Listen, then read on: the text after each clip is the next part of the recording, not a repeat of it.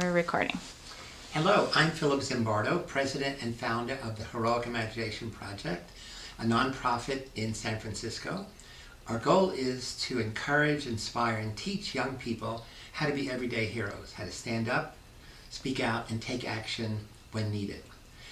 I want to introduce you to one of my favorite superheroes, Keenia Williams, who worked with us a few years ago after I discovered that in 2011 she saved a man from a burning truck on the highway nearby here, pulled him out of the truck, dragged him across the highway, bleeding, unconscious, and saved his life.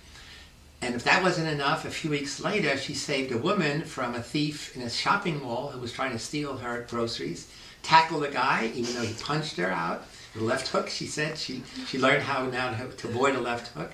And so she did 2 hero deeds in 2 months. And amazingly, just last week, she did her third. And I'd like Keenia to tell you about this third incredible heroic deed that she did. Okay, so I was on my way to Vallejo. I was coming from San Francisco and on I-80, and it's like an exit right before Hilltop. It's 4 lanes, including the carpool lane. It's this white 2-door truck, and it's trying to merge over into the right lane. I'm like in the slowest lane, maybe the first one, and this driver like just completely cuts this other driver off. The driver of the vehicle steps on the brakes. Everybody's going like 70 miles per hour. So steps on the brakes, it lifts up in the back. A car hit that. Oh. Car hit the driver's car, and then that car hit another car, which means her vehicle hit the wall. Like, you know, when you go to Vallejo, the wall is high. Right. So smacks the wall, flips literally upside down. So where's the driver? The driver's still in the vehicle. Upside down? Upside down. Wow. So I'm in the car. I maneuvered through that part of those cars that was already hit. I got in front of her car in the carpool lane because now she's in the carpool lane because the car flipped over. Right.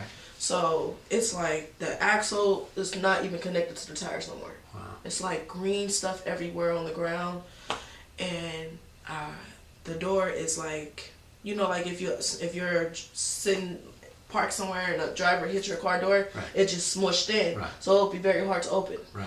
So her vehicle's upside down, smushed in door. I grabbed it about 2 times and it opened. I reach under there in the car, gets on my knees. I grab her from her lower back. I reach over to the seatbelt.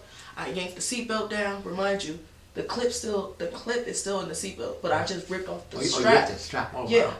So that's why I have my hand under her back to position her the right way. So now she's upward now, and the first thing she says is, "What happened? Who hit me?"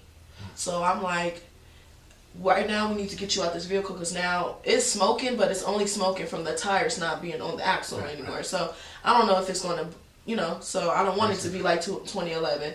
So I get her out the car, and then other guys helped her go across the street. So now my car key's still locked in the car. Yeah. So I left everything. My car running. Car's still running. So CHP comes about 6-7 minutes later. Runs up like, "Hey, what are you doing on this side of the freeway?" I was like, "Well, the lady was in an accident and I got her out of the car." So he like, "What made you do that? Like, how did you know what to do?" I'm like, "Well, it's not the first time I save somebody." So he was like, "Okay, well, we're gonna call tow truck before they can come get your keys unlocked out of your car. Do you mind staying before we get your information and stuff?" I said, "Fine." So by the time when they came, I got my phone out and I recorded, like, you know, the scene after. It was like the car was flipped upside down. The passenger and the driver, that whole front section was like crumbled. Wow. So the only body part of the car was the back. Wow. And I was able to, you know, bring her home to her family. But she was bleeding, obviously. Oh my gosh, it was so much blood like coming from her head. Like a lot of blood. It would have been like I seen the airbag open like in the driver in the car, but you would think, what was it for if she had that much blood? Right. It was like really a lot. Her head was busted. But she survived. Yeah. And then her daughter thanked you? Yeah.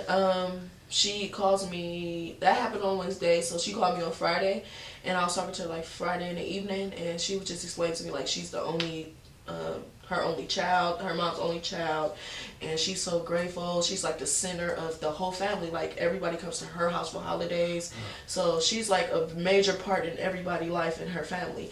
And she said her mom never gets on that freeway. She always goes to the Golden Gate Bridgeway because that's closer to her house. Wow.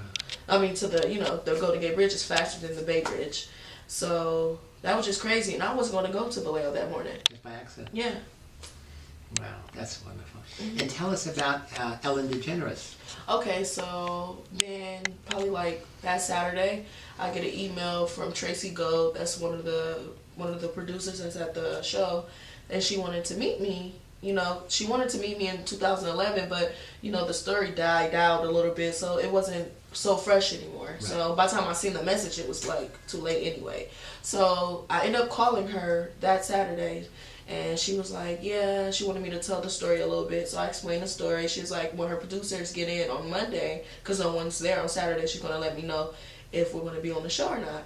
So Monday comes, she gives me a call, and I talk to a guy named Chris. He's another producer there at the show, and he just want to hear about my story and, like how am I financially, what kind of car do I drive, like asking me a whole bunch of questions. Yeah, that's what I said. Very old, yeah. So battered. Yeah. So now I got a truck now. Oh, really? Yeah, I don't got the little red car anymore. I have a little Ford Explorer, still old, but it's a 97 Ford Explorer. So then after that, they called me Tuesday, and then she was like, how about you wanting to meet Ellen DeGeneres? And I'm like, that would be great. She was like, because we're going to fly you out tomorrow. Wow. So I leave, hurry up, get ready, and they flew me out. I got to the airport. My flight left at 9:10. I got there like 10:30ish, The next day, I went to Warner Brothers, and I was there doing a blog there. I was able to see Ellen, but I didn't interview with her one-on-one. Right.